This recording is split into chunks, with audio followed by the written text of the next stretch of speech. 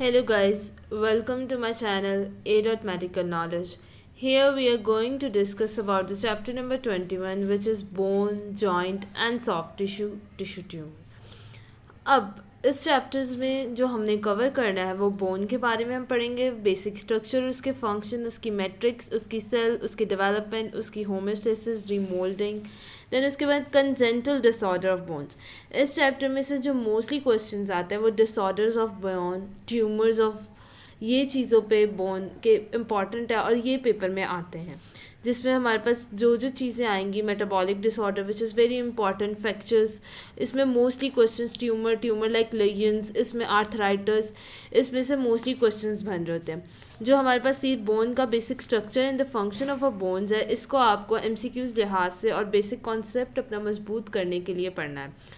बाकी जो इनको आपने मेमोराइज़ कर देना, इनके सिम्टम्स वगैरह क्या होते हैं, ताकि पेपर में आप अच्छे से अच्छे नंबर ले सकें। चलिए हम अपना चैप्टर स्टार्ट करते हैं, विच इज़ बोन। बोन की बात की जाए तो बोन जो है वो हमारे पास 4 काम कर रहा होता है। ये हमें सपोर्ट प्रोवाइड्स, हमारी बोन कर रही है, ट्रांसपोर्ट कर रही है, हमें प्रोटेक्शन प्रोवाइड कर रही है, और दूसरी ब्लड सेल की फॉर्मेशन कर रही होती है।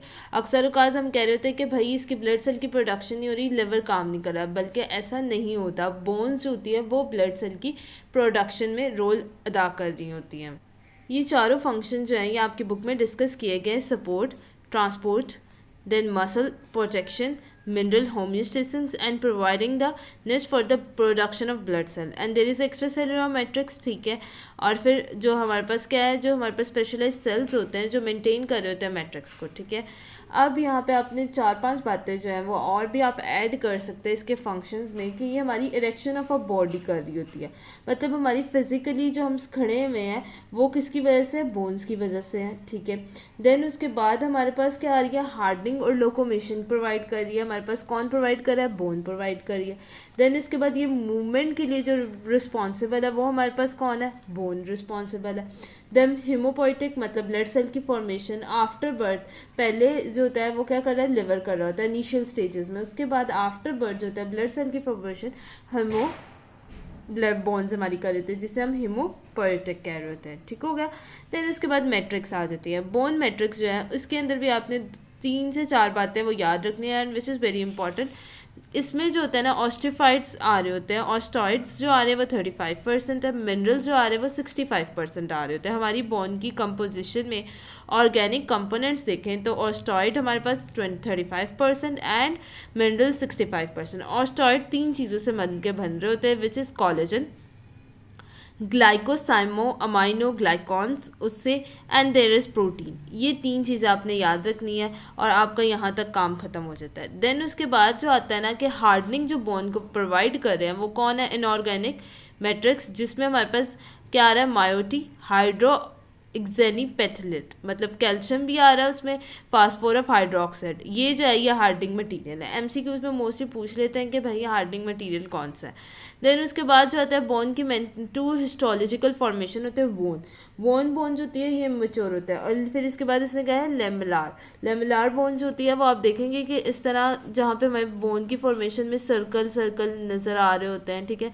इस तरह करके जो आ रही होती है वो लेमुलार हो रही होती है हमारी बोन, ठीक हो गया। और मैनर की जो होती है बोन जो होती है ये हमारे पास कहते हैं फीटल डेवलपमेंट में हो जाती है, ठीक है, और फ्रैक्चर्स के रिपेयर में बन रही होती है। अरेंजमेंट ऑफ कोलेजन के ऊपर डिपेंड कर रही होती है। लेस स्ट्रक्चरल इंटीग्रिटी होती है। अगर यही स्ट्रक्चर पैरेलल कोलेजन फाइबर मिल जाए तो वो हमारे पास क्या बना रहे हैं, लेमुलार बोन बन रहे हैं। एडल्ट में बोन जो होती है वो नॉर्मल होती है, but specific particular bone diseases में होती है। देन इसके बाद ये लॉन्ग बोन शो कर रही होती है, डेंसर आउटर कॉर्टेक्स और सेंट्रल बोनी ट्यूबरकल्स हो रहे होते हैं। सेल की बात कर ले तो बोन के अंदर जो होते हैं वो ऑस्टियोब्लास्ट होते हैं, ऑस्टियोक्लास्ट होते हैं। ये सारे सेल्स जो हैं वो आगे हमने पढ़ने भी है। ऑस्टियोब्लास्ट हमारे पास क्या कर रहे हैं, ये हमारे पास सरफेस ऑफ अ मैट्रिक्स में जो सिंथेसिस कर रहे हैं और ट्रांसपोर्ट कर रहे हैं, असेंबल कर रहे हैं बोन मैट्रिक्स को, और रेगुलेट कर रहे हैं, मिनरलाइजेशन कर रहे हैं, ठीक है। देन उसके बाद मीजनकाइमल स्टेम सेल आ रहे हैं जो लोकेट होते हैं पेरिस्टम में, जो डेवलप कर रहे होते हैं बोन को। बस आपको बेसिक ना इसके नाम और उसकी पता होनी चाहिए कि वो हमारे पास कर रहे क्या है। देन उसके बाद हमारे पास ऑस्टियोसाइट्स आ जाते हैं। ऑस्टियोसाइट जो होती हैं ये विद इन द बोन होते हैं, जो इंटरकनेक्ट कर रहे होते हैं और टर्नल्स के जरिए कर रहे होते हैं, कैनक्लियर कह रहे होते हैं। ये याद नाम रखना है, ठीक है। ऑस्टियोसाइट जो है वो कैल्शियम और फास्ट फूड का लेवल के लिए कर रहे होते हैं। ऑस्टियोक्लास्ट जो है ये मल्टी न्यूक्लिएट मैक्रोफेजेस होता है और ये क्या कर रहा है, स्पेशलाइज है। किस लिए स्पेशलाइज है, ये रिस्पॉन्सिव है बोन की रीअब्जॉर्प्शन के लिए, ठीक है। आपको ऑस्टियोक्लास्ट जो बेसिक फंक्शन हमने पढ़े हुए बेसिक क्लासेस में वही उसके साथ ही आप चलेंगे तो ईजी होगा कि ऑस्टियोक्लास्ट इसकी रीअब्जॉर्प्शन कर दी, ठीक है। एक्स्ट्रा सेलुलर रीअब्जॉर्प्शन पिट्स वगैरह और सक्रीट कर दिए, एसिड और न्यूट्रलाइज प्रोसेस कर दिया, ठीक है। देन उसके बाद डेवलपमेंट में भी आपको बेसिक कॉन्सेप्ट पता होना चाहिए। फिर उसके बाद आगे हम पढ़ेंगे डेवलपमेंट जो होती है ये हमारे पास एम्ब्रॉनिक स्टेजेस में लॉन्ग बॉन में हो रही होती है, कार्टिलेजस मॉडल्स में। ये प्रोसेस क्या होता है, एकेंड्रो ऑस्टिफिकेशन होता है। ये कार्टिलेजेस जो होती है हमारे पास सिंथेसाइज हो रही थी मेसेनकाइम प्रिकर्सर सेल से। ये 8 वीक ऑफ गेस्टेशन में हो रही होती है, ठीक है, रीअब्जॉर्ब हो रही होती है और यहाँ पे मेडुलरी कैनाल बन रही होती है। अब मिडिल शाफ आ रहा होता है जिसे डायफेसिस कह रहे होते हैं, ठीक है। फिर उसके बाद ऑस्टियोप्लाज इसमें बिगन फॉर्मेशन हो रही होती है, प्राइमरी सेंटर ऑस्टिफिकेशन आती है, रैपिडली आ रही होती है। फिर लॉन्गिट्यूडनल जो होती है हमारे पास बोन उसमें सेंट्रल फैशन में आ रही होती है, सेकेंडरी सेंट्रल ऑस्टिफिकेशन, ग्रोथ प्लेट बन रही होती है और ये सारा प्रोसेस उन्होंने लिखा हुआ है, ठीक है। इंट्रामेम्ब्रेनल ऑस्टिफिकेशन भी हो रही होती है जो कि फ्लैट बोन्स में हो रही होती है, ऑस्टियोब्लास्टिक एक्टिविटीज़ और ये सारी एक्टिविटीज़ का जिक्र है इसमें डेवलपमेंट में। डेवलपमेंट एज सच इतनी इंपॉर्टेंट नहीं है लेकिन बेसिक कॉन्सेप्ट आपको इसका पता होना चाहिए। देन उसके बाद जो हमारे पास प्रोसेस आता है वो होम्योस्टेसिस एंड रीमोल्डिंग का आ रहा होता है। होम्योस्टेसिस क्या होती है, हमारे पास रेगुलेट करना। रीमोल्डिंग क्या होती है कि हमें हमारा लग रहा होता है कि हमारा स्केलेटन जो है वो स्टैटिक है, बट यहाँ पे क्या हो रहा होता है, डिफरेंट चेंजेस आ रहे होते हैं डिफरेंट टाइम में, ठीक है। अब यहाँ पे क्या हो रही होती है कि बोन रीमोल्ड हो रही होती है। अब ये जो है ना कि किस तरह बोन का रीमोल्डिंग होती है उन्होंने ना फ्लो चार्ट से समझाया और ये बेसिक्स है।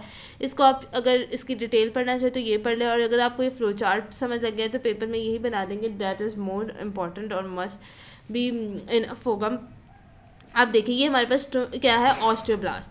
अब यहाँ पे जो रैंक है ना RAN की, ये रैंक लिगेंड है किसका, ऑस्टियोब्लास्ट का, ठीक है।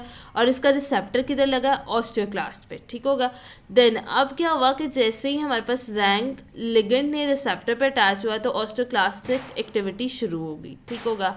अब हमेशा हमारे पास क्या होता है कि इसको ब्लॉक भी करना है, इसके लिए हमारे पास ऑस्टियोप्रोटोग्रीन होते हैं, जैसे ब्लॉक द रैंक लिगेंड के इंटरेक्शन को ब्लॉक कर देते हैं। जैसे कोई डब्बा सा है, हमने कहा कि वो लगे ना यहाँ पे, तो इससे क्या होता है कि हमारे पास ऑस्टियोक्लास्टिक एक्टिविटी डिके हो जाती है। ये बेसिक कॉन्सेप्ट इसने दिया हुआ है इसमें और यही इनफ है। और MCS के बारे में इधर इसने पैराग्राफ में बताया कि MCS जो होता है ये भी हमारे पास यही काम कर रहा होता है। ये इंपॉर्टेंट पाथवे होता है, mono site colony stimulatory factor जो होता है ये प्रोड्यूस कर रहा था ऑस्टियोब्लास्ट। इसके लिए WNT प्रोटीन प्रोड्यूस करी होती है various cell behind the LPR5 और LP6 रिसेप्टर होता है, ऑस्टियोब्लास्ट को ट्रिगर करी होती है, OPG बना रही होती है।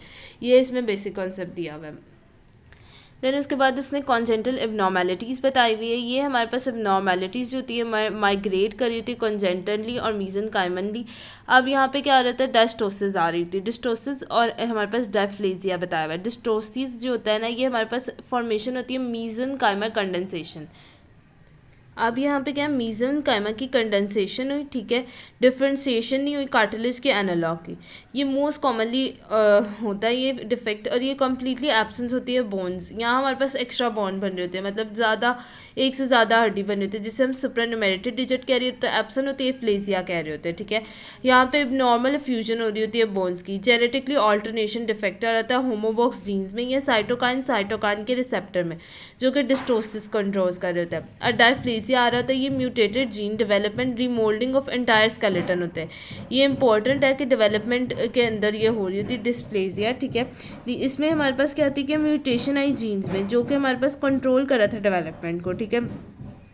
और यहाँ पे जिसकी वजह से क्या हुआ, एंटायर स्केलेटन रिमोल्ड हो गया। ये इंपॉर्टेंट होता है एबनॉर्मेलिटी, डिस्प्लेसिया एबनॉर्मल हो रही होती ग्रोथ और ये पी मेलिगेंट लिगेंड की वजह से हो रहे थे। 350 स्केलेटन्स जो है डिस्टोसिस और डिस्प्लेसिया मोस्टली कॉमनली हो रही होती है और जेनेटिक एबनॉर्मेलिटीज़ है, ठीक है। और यहाँ पे हमारे पास सिंगल जीन की म्यूटेशन आ रही होती है, COL12A3 और फिनोटाइप में डिफ्रेंसिएशन आ रही होती है।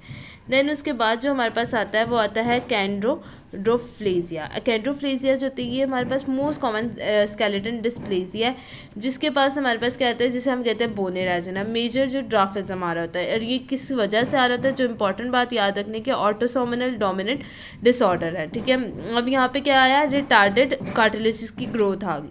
किस वजह से हुई है, यहाँ पे डिजीज़ जो हुई है, यहाँ पे हमारे पास फिब्रोब्लास्टिक ग्रोथ फैक्टर रिसेप्टर 3 मतलब FGFR3 की इबनॉर्मेलिटी आ गई, जिसकी वजह से क्या हुई, जब म्यूटेशन हुई वहाँ पे तो वहाँ पे सप्रेशन ऑफ ग्रोथ आ गया। 90% जो होता है ये केसेस में न्यू म्यूटेशन आ रही होती है, जिसमें हमारे पास इफेक्ट क्या मिलेगा, जो इंपॉर्टेंट है शॉर्टनिंग होगी हमारे पास। शॉर्टनिंग किसकी होगी, प्रॉक्सिमल एक्सट्रीमिटी की, और यहाँ पे क्या होगा, नॉर्मल लेंथ भी नहीं होगी, लार्ज हेड होगा, बल्जिंग फोरहेड होगा, डिप्रेस नोज, मोटा सा नाक होगा, रूट ऑफ अ नोज मिलेगी हमें, ठीक है। इबनॉर्मेलिटी क्योंकि लिए एसोसिएटेड होती है, इंटेलिजेंट और बाकी सब कुछ इनका ठीक होता है, रिप्रोडक्टिव सेट है, लेकिन स्केलेटन में इबनॉर्मेलिटीज़ आ रही होती हैं, ठीक है।